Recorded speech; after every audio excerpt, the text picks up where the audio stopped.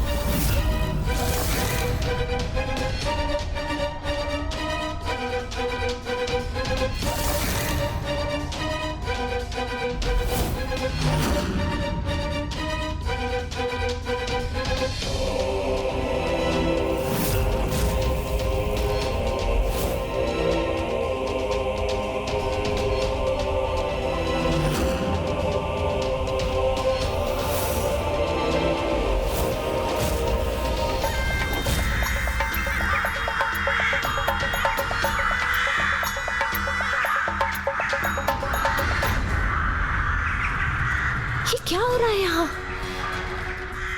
कौन हो तुम? और मेरे द्वारपाल कहाँ है? मेरी अनुमति के बिना तुम्हें भीतर किसने आने दिया?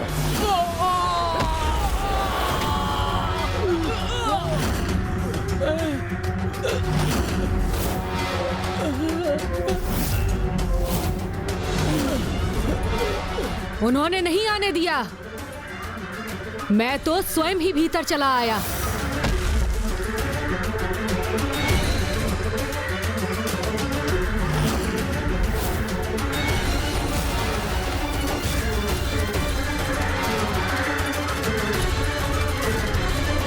रुको, कौन हो तुम? तुम्हें भीतर जाने की अनुमति नहीं।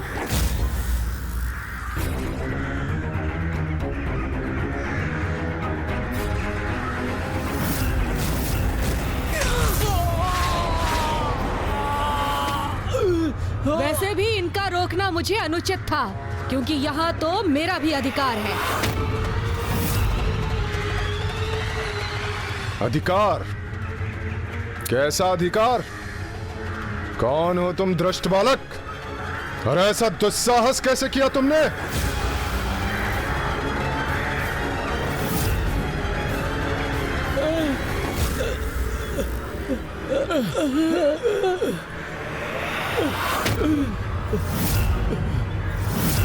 दुस्साहस नहीं, इसे मेरा साहस कहिए। पिताश्री, पिताश्री।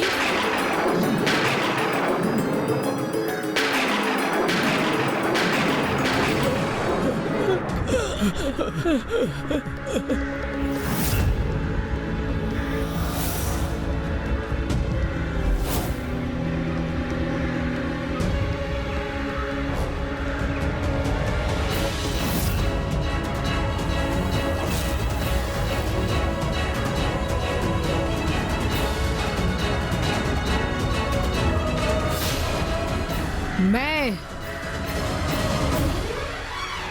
छाया पुत्र शनि अपनी माता का अधिकार और उनका श्रेय उन्हें दिलाने आया हूं।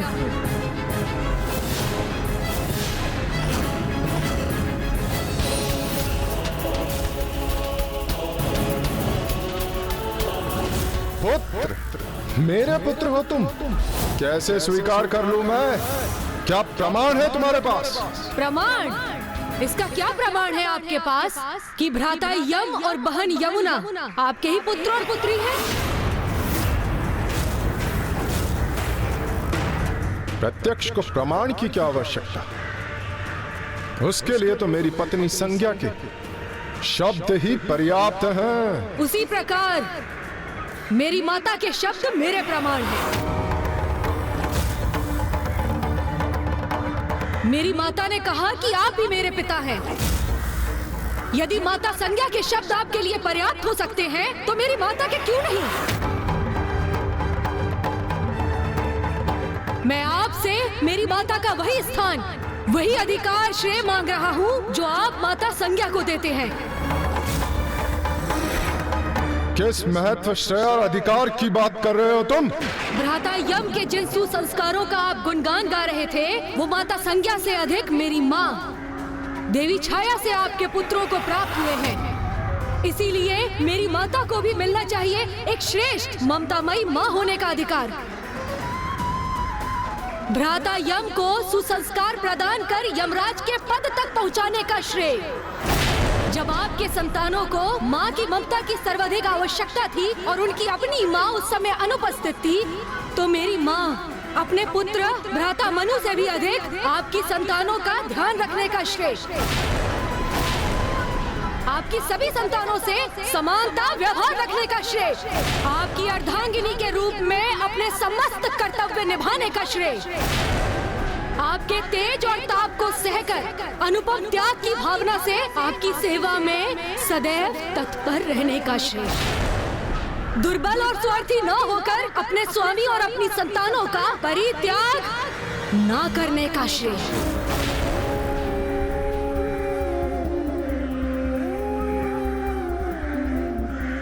इसीलिए वास्तव में जिन्होंने कर्तांगिनी और माँ का कर्तव्य निभाया, उनका उचित अधिकार, उनका स्थान आपके गृह में प्रदान करवाने आया हूँ मैं।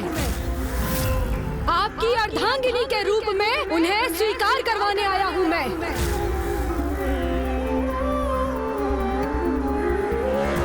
ओह, तो तुम्हारा अर्थ है मेरी अर्धांगिनी के रूप में मेरे साथ रहने का अधिकार। किंतु तुम भूल रहे हो बालक कि तुम्हारी माँ ने छल किया था, और छल का परिणाम पुरस्कार नहीं, दंड होता है, दंड होता है, दंड होता है।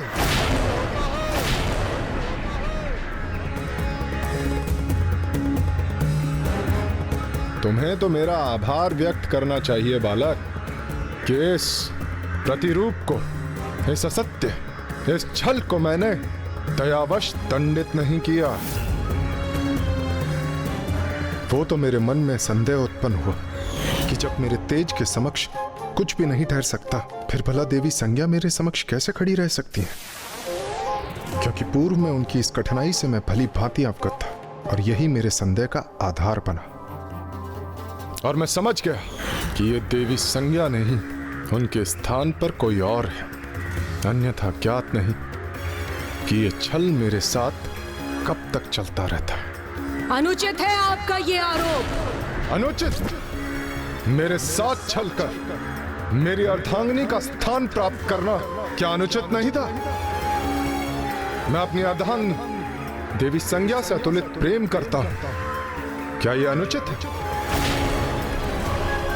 और देवी छाया, जिनका अस्तित्व ही मेरे लिए एक भ्रम के समान था, मेरे द्वारा उनका परित्याग कहां अनुचित?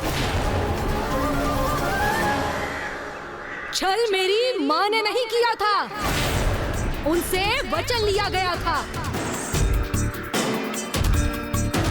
उन्हें आदेश देकर विवश किया गया था। विवश किया? क्या मेरी छाया पे मेरा इतना भी अधिकार नहीं कि मैं उसे आदेश दे सकूं? स्वामी का तेज सह पाना मेरे लिए असहनीय था, इसलिए जो दायित्व निभाने में मैं असमर्थ थी, वो मैंने अपनी छाया को सौंप दिए। तब के लिए प्रस्थान करते समय मैंने अपने परिवार की देखरेख के लिए अपनी छाया को यहाँ छोड़ दिया। क्या अनुचित किया मैंने? जिस प्रकार मेरे हाथ, पैर और शरीर के अन्य अंगों पर मेरा अधिकार है, उसी प्रकार मैंने अपनी छाया पर अपना अधिकार समझा। क्या अनुचित किया मैंने?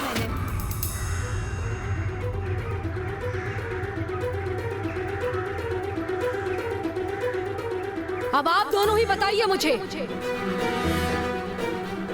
कि मेरी माँ, जिनके तिरस्कार और अपमान की पीड़ा उनके नेत्रों से अश्रुधारा बनकर प्रवाहित हो रही है, वो आपकी दोषी कैसे हुई? उन्होंने तो माता संज्ञा के आदेश का पालन किया। किसका दोष है कि आज मेरी माँ अपने सर्वस्व से वंचित होकर अश्रु बहाने पर विवश है इस देव सभा में?